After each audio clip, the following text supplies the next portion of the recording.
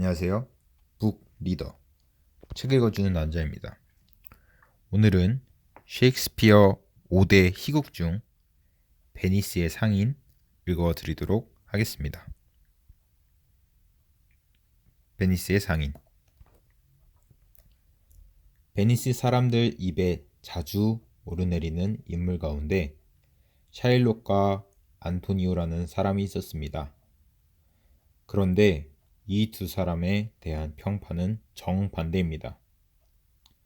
샤일록은 누구에게나 욕을 먹었고 안토니오는 누구에게나 칭찬을 받았습니다. 샤일록은 유대인으로서 고리 대금업을 했습니다. 그는 가난한 상인들에게 돈을 빌려주고 아주 비싼 이자를 쳐서 되돌려받았습니다. 수단 방법을 가리지 않고 돈을 돌려받았기 때문에 사람들은 그를 굉장히 싫어했습니다. 한편 안토니오는 꽤 부유한 상인으로 공경에 처한 사람에게 이자를 받지 않고 돈을 빌려주었습니다.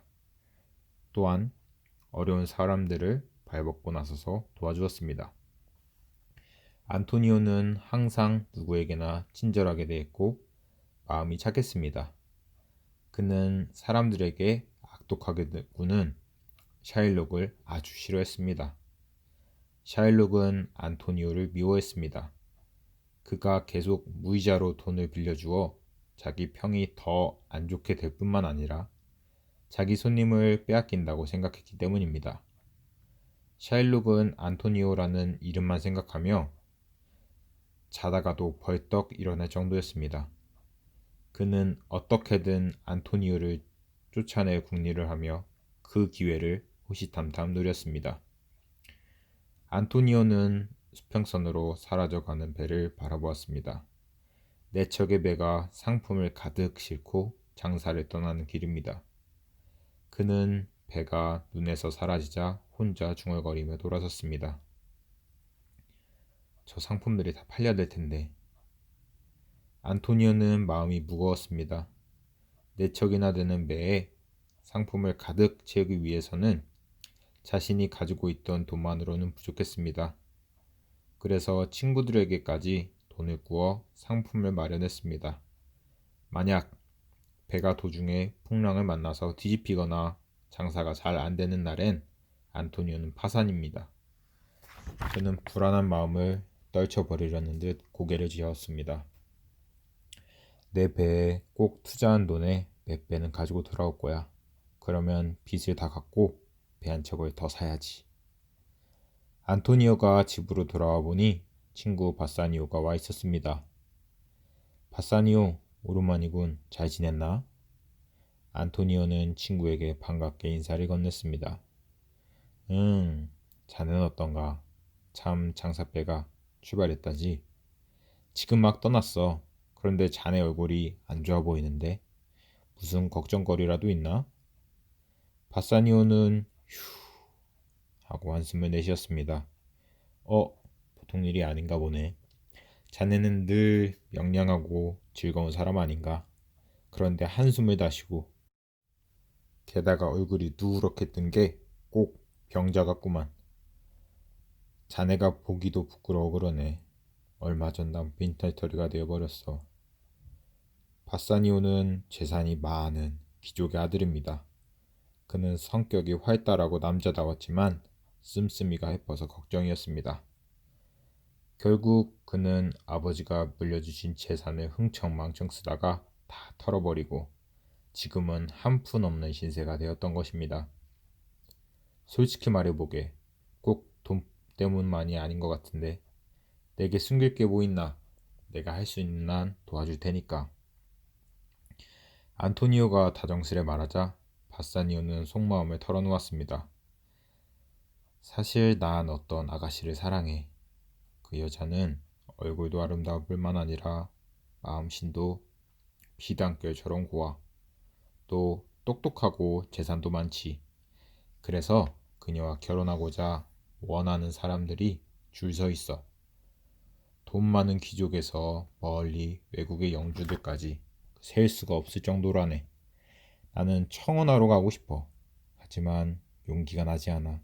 이렇게 빈털터리가 되어가지고 어떻게 그 많은 경쟁자들과 겨루 이길 수 있겠느냐 말이냐. 정말 딱한 사정이군. 자네가 배를 띄우기 전에 내게 얘기를 해주었더라면 충분히 도울 수 있었을 텐데. 하지만 기운을 내게 무슨 수를 써서라도 돈을 마련해보지. 들으니 자네도 배를 떠나보내느라 가진 걸 다 쏘아붓었다고 하던데. 그렇긴 해. 여기저기 빚까지 얻었지. 그러나 친구를 위해서라면 고리대금업자에게라도 돈을 빌려야지. 자, 이러고 있지 말고 당장 나가서 알아보세. 안토니오는 움츠리고 앉아있는 바사니오를 재촉하며 일어섰습니다. 바사니오가 여러모로 생각해본 결과 그 아가씨에게 청혼하려면 돈이 약 3천 덕거 정도는 있었어야 했습니다. 이 베니스에서 그만한 돈을 당장 내놓을 수 있는 사람은 샤일록뿐입니다. 안토니오, 아무리 급해도 샤일록에게서만큼은 돈을 꾸고 싶지 않아. 자네도 그가 얼마나 지독한 인간인지 알지 않나. 할 수 없잖아. 내 배가 돌아오려면 한 달은 더 걸릴 텐데. 그때까지 기다리겠어? 그 아가씨가 그새 다른 남자에게 시집가 버릴 수도 있잖아. 자네는 너무 걱정 마지 마. 한 달 후에 내가 갚을 테니까. 안토니오는 망설이는 바사니오를 이끌고 샤일록에게 갔습니다. 샤일록은 뜻하지 않게 안토니오가 자기를 찾아와 깜짝 놀랐습니다. 아니 이게 누구야? 두 사람이 나를 방문할 때가 있다니 의외인걸? 샤일록 씨, 실은 제가 돈이 급하게 필요합니다. 3천 더컷만 빌려주시면 한 달 후에 꼭 갚겠습니다. 바사니오가 먼저 찾아온 용건을 말했습니다. 이 말을 듣고 샤일록은 사람을 잘못 찾아왔군. 자네가 빈털터리인 건 온 베니스 사람이 다 아는 사실인데 내가 그런 사람에게 돈을 빌려줄 것 같은가. 더구나 3천 더컷이라는 큰 돈을 하고 냉정하게 말했습니다. 그러자 안토니오가 앞서서 나섰습니다. 샤일록 씨, 제가 보증을 서겠습니다. 적어도 석 달 후면 장사하러 갔던 내 배가 돌아옵니다. 제가 그때 꼭 갚겠습니다. 이자도 달라는 대로 드리지요. 안토니오가 부중을 선다고? 샤일록은 보이지 않게 웃음을 흘리며 속으로 생각했습니다. 안토니오까지 이렇게 사정하는 걸 보니 굉장히 급한 모양이군. 그래, 이 기회를 잘 이용하면 안토니오에게 복수를 할 수 있을 거야. 안토니오 녀석 항상 날 헐뜯고 다녔겠다. 내 돈이 더럽다고 떠들고 대고 말이야. 어디 한번 혼나봐라. 그는 슬슬 눈치를 보며 말했습니다. 글쎄, 어디 바다를 믿을 수 있어야지. 언제 폭풍이 불어 배를 삼킬지도 모르고 어디서 해적들을 만나 실었던 상품을 다 털릴지도 모르니까. 만약 그렇다 해도 내 척 중 한 척은 돌아오지 않겠소? 나를 믿고 빌려주시오. 샤일록은 돈을 빌리러 온 안토니의 태도가 너무 당당해서 기분이 상했습니다. 그러나 겉으로는 그런 마음을 드러내지 않았습니다. 하긴 안토니오 씨가 나를 찾아온 것만으로도 영광이지요. 늘 나보고 짐승만도 못한 놈이라고 욕을 하며 손가락질하던 사람이 내게 돈을 꾸러 왔으니 말이오. 안토니오는 샤일록에게 머리를 숙이는 것 같아 자존심이 상했지만 어디까지나 친구를 위해 그의 빈정거림을 듣고도 참았습니다. 그러나 끝까지 비굴하게 사정하지 않았습니다. 잠시 안토니오와 샤일록의 팽팽한 신경전이 계속되었습니다. 그러다 샤일록이 입가에 묘한 미소를 띄우고 입을 열었습니다. 좋습니다. 안토니오 씨. 기꺼이 빌려드리지요. 나도 알고 보면 친절하고 인정 많은 사람이요. 샤일록이 생각보다 쉽게 응해주자 안토니오와 바사니오는 어리둥절해졌습니다. 그런 두 사람을 쳐다보며 샤일록은 말을 이었습니다. 지금 당장 계약서를 꾸며도 좋소. 마음 같아서는 그런 절차 없이 죽고 싶지만 계약은 계약이니까 형식적으로 말이오. 참, 이자는 받지 않겠소. 뭐라고요? 이자를 받지 않겠다고요? 두 사람이 동시에 소리를 질렀습니다. 안토니오는 이 사람이 갑자기 머리가 이상해졌나? 아니면 죽을 때가 다 된 건가? 순순히 돈을 빌려주겠다는 것도 의외인데 거기다 이자를 받지 않겠다니 하고 생각했습니다. 뭐 그렇게 놀랄 것 없습니다. 그저 기한 내에 돈을 받겠다는 확실한 약속만 있으면 됩니다. 만약 석 달 후에 갚지 못할 경우 한 가지만 더 약속해 주시오. 제 날짜에 돈을 갚지 못하면 보증인인 안토니오 씨의 살을 1파운드 베어내기로 하죠. 어떻습니까, 제 조건이? 그러면 그렇지. 천하의 샤일록이 돈을 그저 내줄 리가 있겠어? 내가 아무리 급해도 그런 끔찍한 조건 아래서는 절대 계약할 수가 없어. 바사니오는 흥분해서 외쳤습니다. 그러나 안토니오는 바사니오를 진정시키며 말했습니다. 괜찮아 바사니오. 한 달 후면 배가 돌아올 거야. 3천 더컷에 몇 배나 되는 돈을 가지고 말이야. 그런데 기한은 석 달이잖아. 충분히 갚을 수 있어. 그래도 자네의 생명이 너무 위험해. 나 때문에 그런 공경을 당하게 할 수 없어. 염려 마. 절대 살이 베이는 일 따위는 일어나지 않을 테니까. 어서 돈을 마련해서 자네가 결혼하지. 친구가 행복해진다면 어떤 위험도 참아낼 수 있어. 바사니오는 안토니오의 우정에 목이 베었습니다. 잠시 후 안토니오는 샤일록에게 말했습니다. 좋습니다, 샤일록 씨. 당신 조건대로 계약을 하겠습니다. 내가 베푼 친절에 대해 오해는 없으시겠지요? 그럼 계약서를 쓰러 공증인 사무실에 갑시다. 샤일록은 앞장서서 혼자 소리 없이 웃었습니다. 안토니오, 넌 이제 끝이야. 어쩐지 내가 모두 바다에 가라앉거나 부서져 없어져 버릴 것 같은 예감이 들거든. 지금까지 내 예감은 틀린 적이 없어. 내 녀석 목숨은 내 손에 달린 거지. 휴. 포셔는 긴 한숨을 내쉬며 의자에 기대었습니다. 그녀는 매일 수없이 밀려드는 청혼자들을 거절하느냐 곤욕을 치렀습니다. 방금도 모나코의 영주를 간신히 설득하여 돌려보내는 길입니다. 아가씨, 오늘도 마음에 드는 분이 없나 보죠? 매우 지치신 것 같네요. 곁에 있는 시녀가 안 됐다는 듯 주인 아가씨를 쳐다보았습니다. 매일 많은 사람을 만나 상대하려니 너무 힘들어. 게다가 하나같이 마음에 들지 않고. 포션은 힘없이 말했습니다. 이 아가씨가 바로 바사니오를 사랑에 빠뜨린 장모님입니다. 포션은 벨몬트라는 곳에 살고 있는데 상당한 부자에다가 얼굴이 예쁘고 마음씨 가지고 와서 먼 지방에까지 소문나 있습니다. 그래서 매일 많은 사람들이 그녀에게 결혼 신청을 하려고 왔습니다. 그렇지만 아직 그녀의 마음을 사로잡은 사람은 없었습니다. 바사니오는 안토니오가 목숨을 걸고 마련해준 돈을 가지고 벨몬트로 갈 준비를 했습니다. 그는 친구 그레시아노와 함께 값진 선물들을 마련했습니다.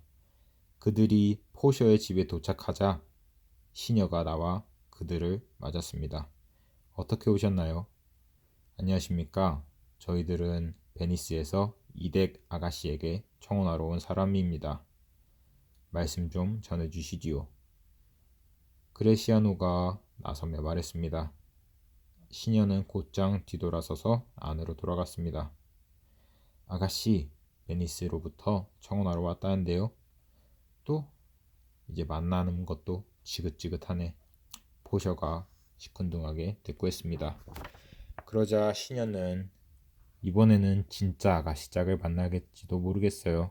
제가 보기엔 지금 밖에 있는 젊은이들은 아주 단정하고 멋있어요.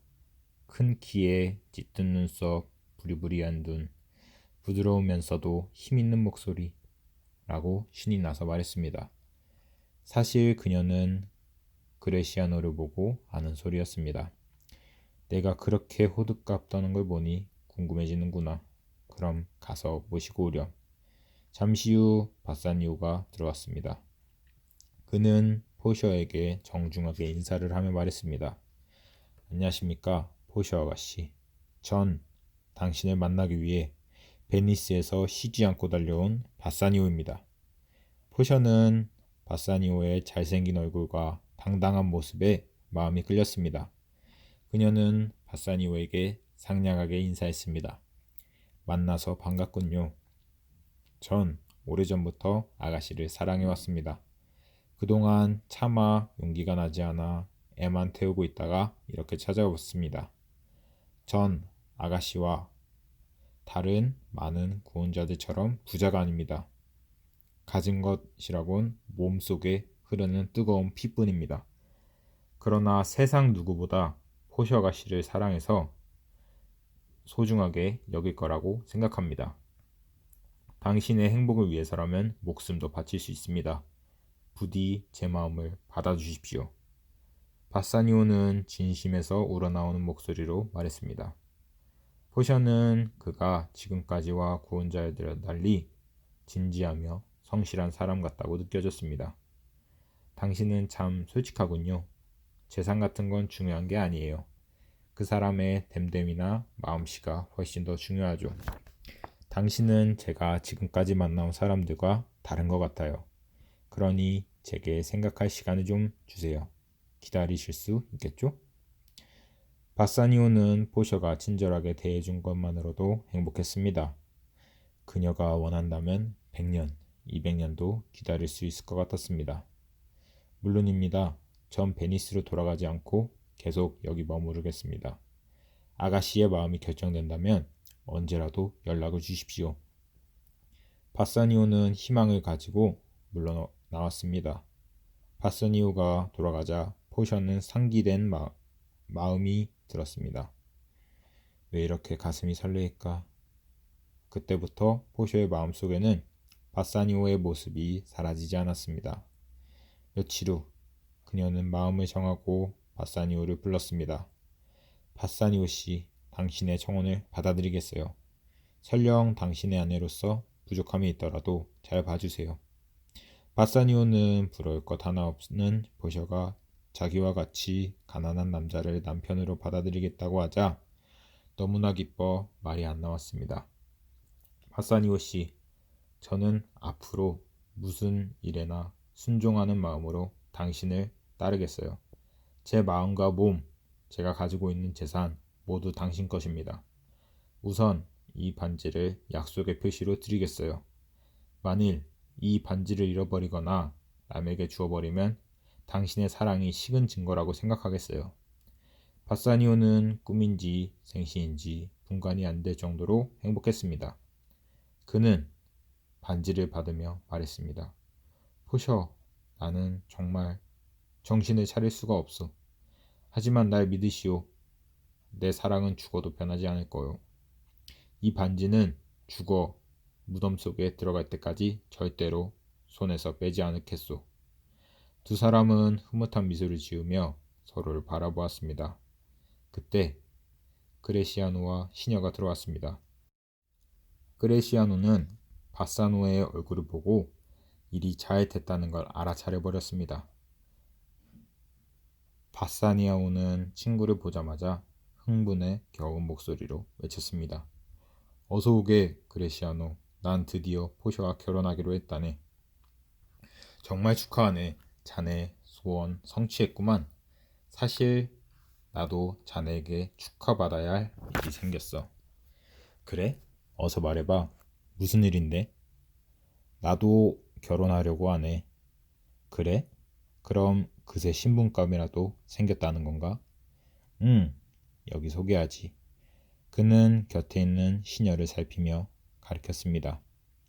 어머, 정말이니? 포셔가 놀라서 소리쳤습니다. 예, 아가씨. 아가씨께서 허락해 주신다면 아가씨 결혼식이 끝나는 대로 저도 결혼하고 싶어요. 시녀가 얼굴을 붉히며 말했습니다.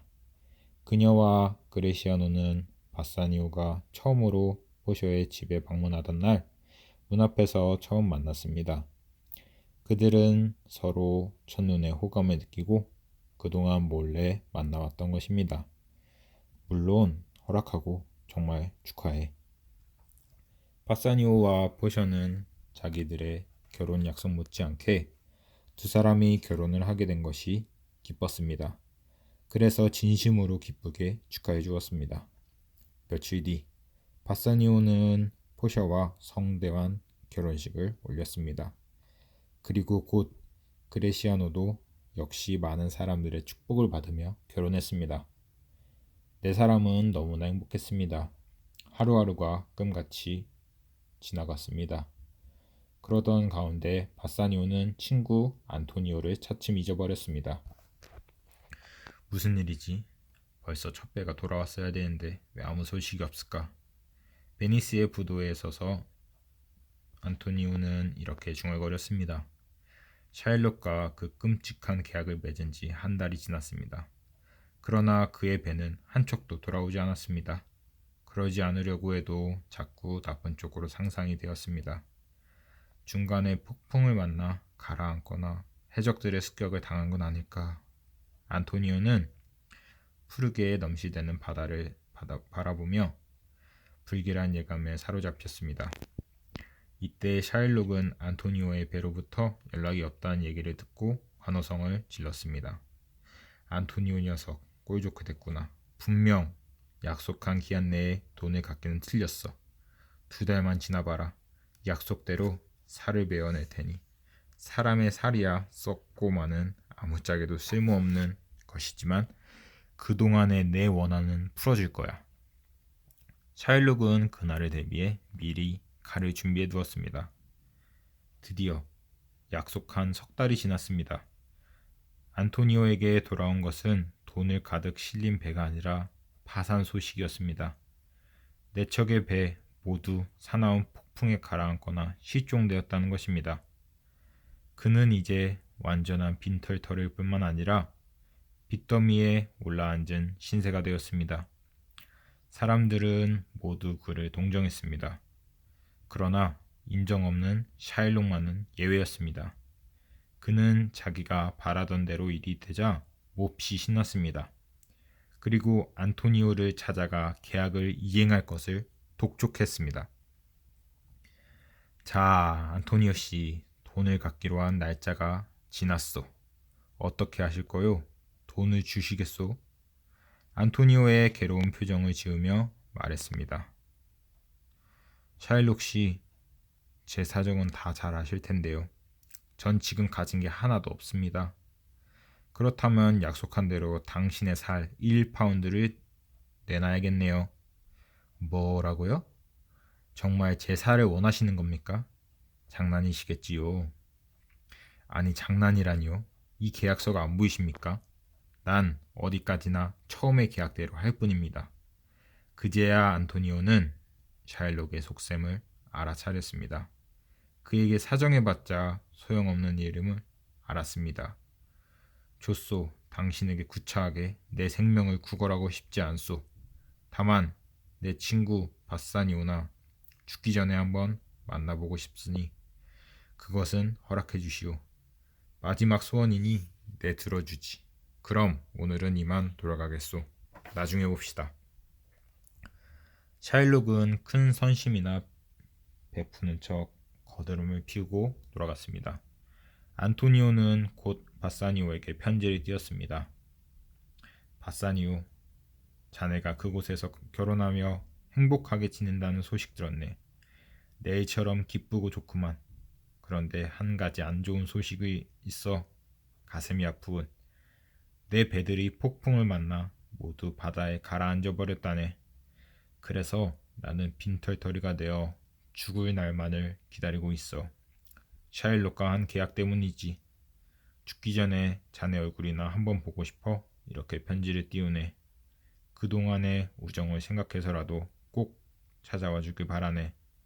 베니스의 벗 안토니오. 안토니오는 포셔와 함께 다정히 정원을 거닐고 있었습니다.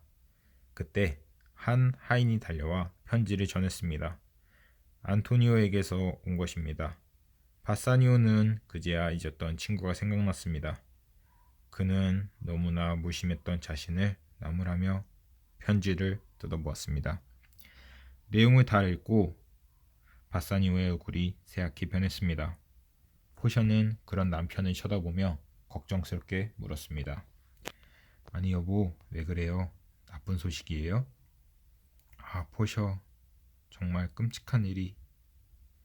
바사니오는 울먹이며 포셔에게 안토니오가 자기 살을 저당을 다 펴 샤일록에게서 돈을 빌려다 자신의 결혼 비용을 마련해준 이야기부터 지금까지 그가 처한 상황까지 자세히 설명했습니다. 그렇다면 어서 베니스로 가보셔야겠군요. 빚진 돈의 몇십 배라도 갚을 만한 돈을 제가 드릴 테니 가지고 가세요. 그렇게 우정이 깊고 친절한 분에게 무슨 일이라도 생긴다는 것은 있을 수 없는 일입니다. 제가 당신과 결혼하게 된 것이 다 그분 덕이니 또한 제 은인이나 마찬가지지요. 자, 빨리 가서 그분을 구할 방법을 찾아보세요. 바사니오는 포셔의 배웅을 받으며 서둘러 베니스로 발걸음을 옮겼습니다. 베니스에서는 사람들이 안토니오를 살리기 위해 샤일록을 설득하느냐 난리였습니다. 돈을 줄 테니 봐달라고 하는 사람도 있고 사람이 어떻게 그럴 수 있느냐 욕도 했습니다. 그러나 샤일록은 끄떡도 하지 않았습니다. 돈을 아무리 많이 준다 해도 마다하고 한사코 안토니오의 살 1파운드만을 요구했습니다. 이 사건은 드디어 재판에 넘겨졌습니다. 바사니오가 베니스에 도착했을 때에는 이미 안토니오가 재판날을 받아놓고 기다리는 중이었습니다. 두 친구는 오랜만에 만났지만 반가운 인사를 나누지 못한 채 초조하게 그날만을 기다렸습니다. 한편 포션은 남편 친구의 일이 걱정되어 안절부절 못했습니다. 그녀는 안토니오를 살려낼 방법이 없을까 이리저리 궁리해 보았습니다. 그때 사촌 오빠에게서 와달라는 연락이 왔습니다.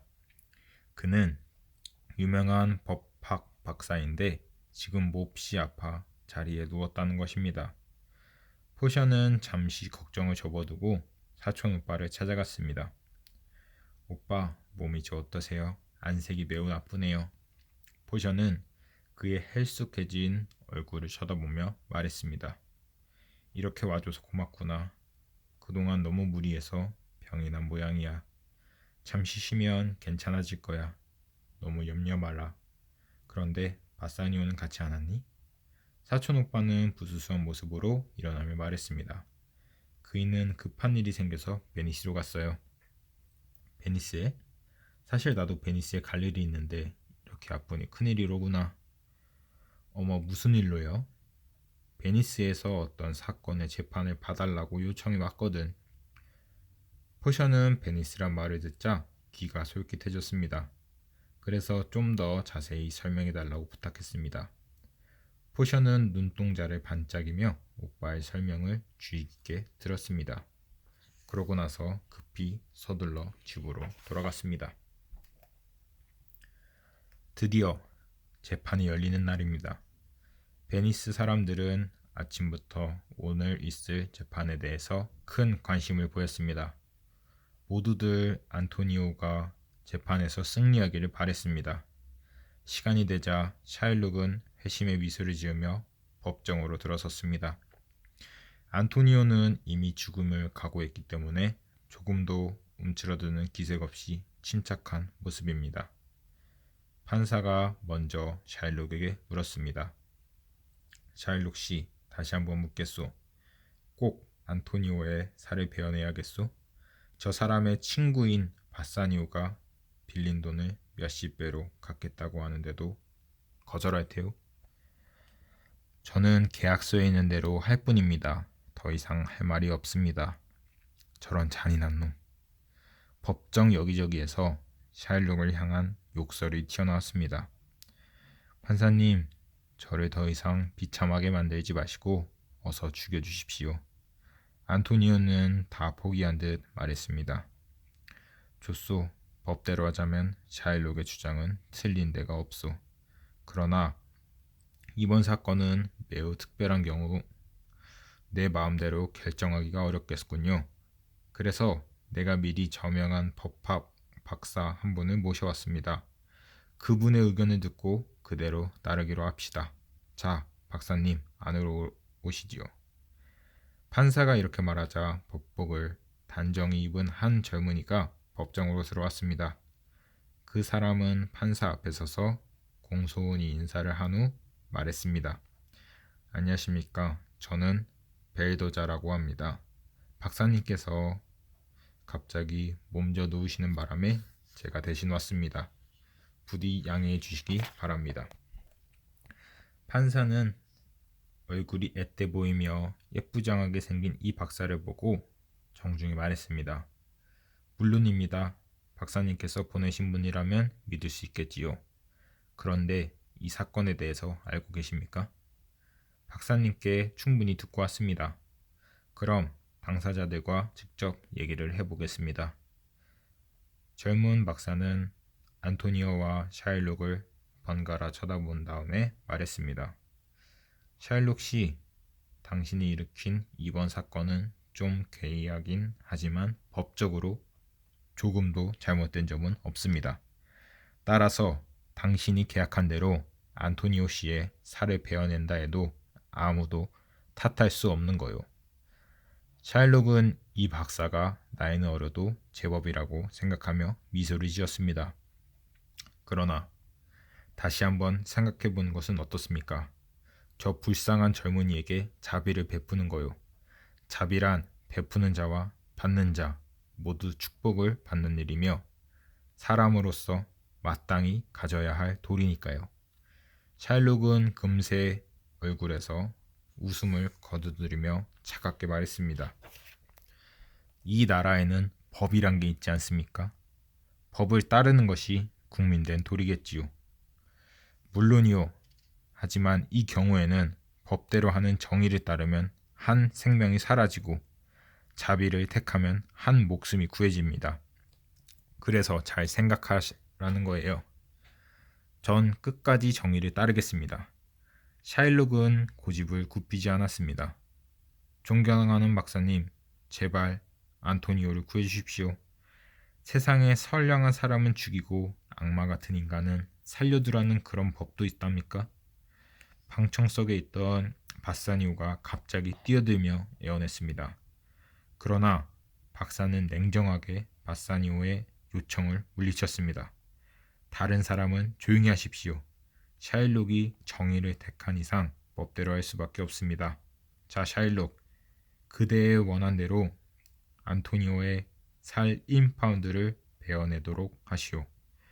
오 박사님, 정말 현명하시군요. 감사합니다. 샤일록은 기쁨에 젖어 이렇게 소리 지르고 미리 준비해 두었던 칼을 꺼내어 안토니오 앞으로 갔습니다.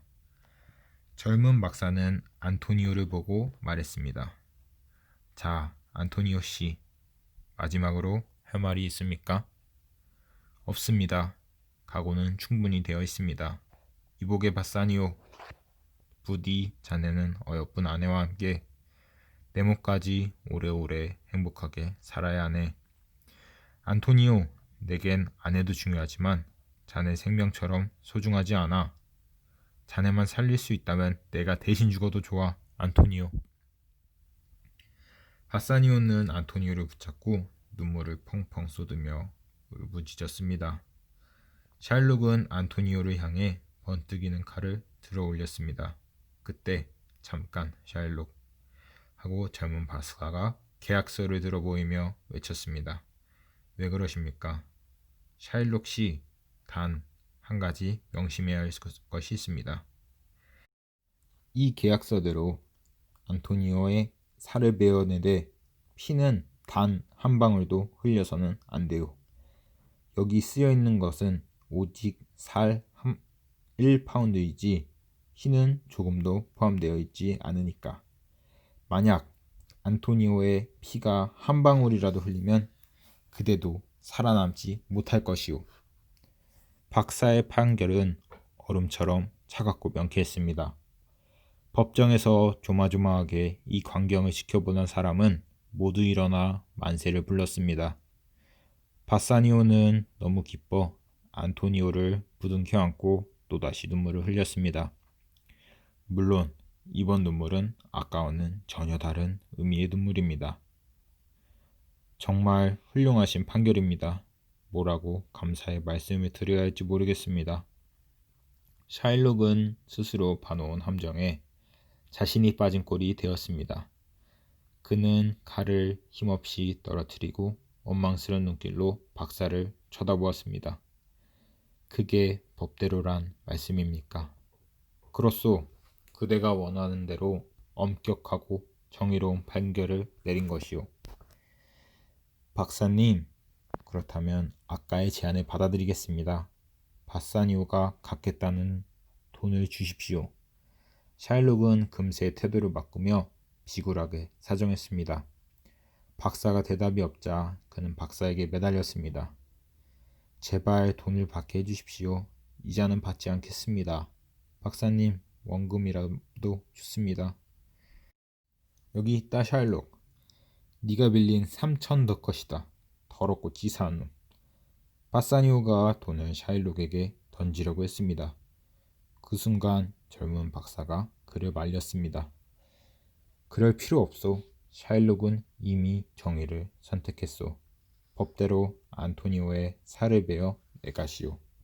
그렇지 않으면 당신은 사형이오. 박사님, 법대로. 박사의 결정은 한결같았습니다. 샤일록은 그 자리에 주저앉아 울부짖었습니다. 인정 많은 안토니오는 샤일록이 불쌍해졌습니다. 비록 자신을 죽이려 했던 사람이지만 사형을 당하도록 내버려 둘 수 없었습니다. 그는 판사를 향해 말했습니다.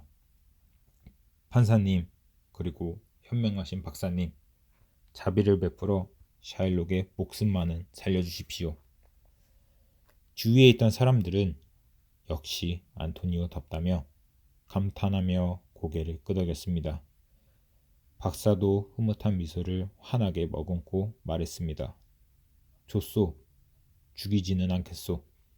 대신 샤일록의 재산 중 반은 국가에서 몰수에 관리하며 나머지는 안토니오 씨가 알아서 하시오.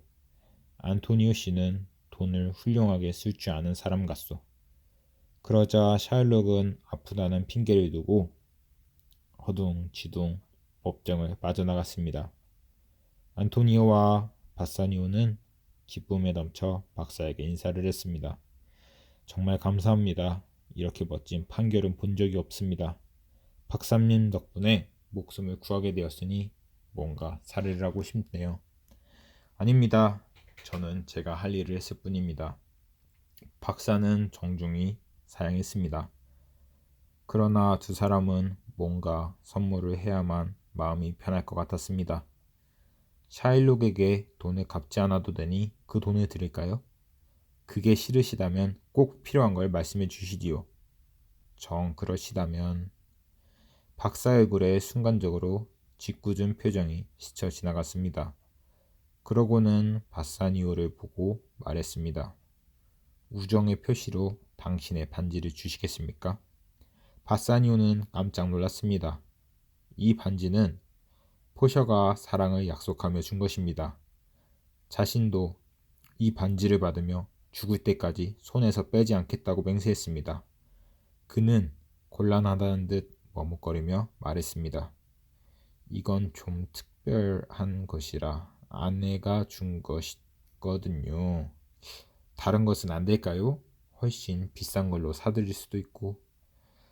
전 그 반지 외에는 받고 싶은 게 없습니다. 싫으시다면 할 수 없군요. 박사는 약간 토라진 얼굴로 돌아서려 했습니다. 곁에 있던 안토니오가 말했습니다. 아니 뭘 망설이나. 내 생명을 구해주신 은인 아닌가. 자네 아내도 이해해 줄 거야. 그러자 바사니오는 박사가 자기를 은혜도 모르는 나쁜 사람이라고 여길지도 모른다고 생각했습니다. 아닙니다. 드리지요. 제 친구의 목숨을 살려주셨는데 뭘 못 드리겠습니까? 바사니오는 박사를 붙잡으며 손에서 반지를 빼어주었습니다. 박사는 아주 기쁜 웃음을 지으며 반지를 받았습니다. 그리고 그들은 안토니오네 집에 모여 흥겨운 잔치를 벌였습니다. 며칠 후 바사니오는 안토니오를 데리고 벨몬트로 돌아왔습니다. 포셔가 밤갑게 뛰어나와 그들을 맞았습니다. 여보, 일이 잘 끝나서 정말 다행이에요. 물론이요, 포셔, 인사해요. 이 사람이 내 줄도 없는 친구 안토니오라오. 안녕하세요. 고생 많으셨지요? 저희 집에 잘 오셨어요. 세 사람은 거실에 둘러앉아 정답게 얘기를 나누었습니다. 바사니오는 신이 나서 법정에서 있었던 일을 아내에게 들려주었습니다. 포셔는 얼굴 가득 미소를 머금고 남편의 얘기를 기울였습니다. 어머, 세상에 그렇게 지혜로운 분이 다 있을까? 여보, 그 젊은 박사분 인상은 어땠어요? 혹시 제가 본 적이 있을지도 모르겠네요. 제 사촌 오빠에게 갔을 때 말이에요. 그럴 수도 있겠군. 그 박사 생긴 것 치고 참 어리고 곱상했어. 처음 봤을 때는 어디서 많이 본 듯한 느낌도 주었고, 그러고 보니 포셔 당신을 닮은 것 같기도 하군. 당신이 남자 옷을 입고 수염을 달면 꼭 그 박사처럼 생겼을 거야. 그래요? 참, 재판이 끝나고 당신과 안토니오 씨가 선물 드린다고 했을 때 거절했다더니 어떻게 됐어요? 정말 끝까지 물리치던가요? 포셔가 갑자기 눈빛을 더욱 빛내며 물었습니다. 이제까지 유쾌하게 큰 소리를 떠들며 바사니오는 금세 얼굴이 굳어졌습니다. 다시 살아난 친구를 생각해 박사에게 반지를 주어버렸지만 어쩐지 아내에게는 사실대로 말하기가 어렵습니다. 선물을 주긴 주었는데 바사니오는 한동안 우물쭈물 망설였습니다. 그러다 안토니오의 얼굴을 슬쩍 보고는 결심한 듯 입을 열었습니다. 글쎄, 그 박사는 끝까지 선물을 받지 않겠다고 거절했어. 그러다가 내 손에 낀 반지를 보고는 이거라면 받을 수 있다지 뭐야. 난 이 반지는 아내가 사랑을 약속하며 준 것이라서 절대 잃어버리거나 남에게 주지 않겠다고 약속했기 때문에 줄 수 없다고 했지. 그랬더니 박사가 몹시 서운한 표정을 지으며 가버리려 하는 거야. 난 친구의 생명을 구해준 은인을 도저히 그대로 보낼 수가 없었어. 그래서 반지를 주워버렸어. 미안해요, 여보. 말을 마치고 나서 그는 아내의 표정을 살펴보았습니다. 포션은 얼굴을 찡그리며 말했습니다. 그렇다고 반지를 주워버려요? 죽을 때까지 무슨 일이 있어도 빼지 않겠다고 약속하더니 그새 깨뜨려 버리다니. 여보, 정말 어쩔 수 없었어. 이렇게 두 손 모아 사과하니 그만 화 풀어요. 바사니오는 짐신 어린 목소리에 아내에게 거듭 용서를 빌었습니다. 화가 풀린 건 아니지만 안토니오 씨를 봐서 참겠어요. 대신 제가 반지 하나를 더 드리지요. 이 반지는 저번 것보다 더욱 소중히 간직하셔야 돼요. 약속하실 수 있겠죠? 물론 약속하오. 정말 고마워요, 여보. 그럼 눈을 감고 손을 내미세요. 바사니오는 아내가 시키는 대로 했습니다. 포션은 그의 손바닥 위에 반지를 올려놓았습니다. 이제 눈을 떠보세요. 눈을 떠 손바닥에 놓인 반지를 본 바사니오는 놀랐습니다. 포션은 눈이 동그래진 남편을 보고 참았던 웃음을 터뜨렸습니다. 그럼 젊은 박사가 아무리 남장을 했다고 하지만 어떻게 자기 아내를 못 바라봐요? 바사니오와 곁에 있던 안토니오는 모두 벌린 입을 다물지 못했습니다. 친구의 목숨을 구해낸 것이 자기 안의 용기와 지혜 때문이라는 것을 깨닫고 바사니오는 너무나 기쁘고 행복했습니다. 세상에 나처럼 똑똑하고 아름다운 아내를 가진 남편이 또 있을까? 이때 베니스에서 또 하나의 놀랍고 기쁜 소식이 왔습니다. 폭풍으로 바닷속에 가라앉을 줄 알았던 안토니의 배들 가운데 세 척이 무사히 베니스 항구에 도착했다는 것입니다. 축하해요, 안토니오. 이제는 모든 걱정 근심이 사라진 셈입니다. 세 사람은 얼싸안고 한바탕 웃었습니다. 이번에 읽은 작품은 셰익스피어의 5대 희곡 중 하나인 베니스의 상인입니다. 극 중 나온 샤일록이 유대인으로 당시 사람들이 유대인을 매우 싫어했다는 16세기 영국을 보여준 작품입니다. 어렸을 때는 샤일록이 나쁘게만 보였는데 지금은 샤일록의 입장에 대해서도 생각해 볼 수 있고 샤일록이 불쌍하다는 생각이 들었네요. 앞으로도 셰익스피어 작품 읽어드릴 예정이며 오늘은 마치도록 하겠습니다. 감사합니다.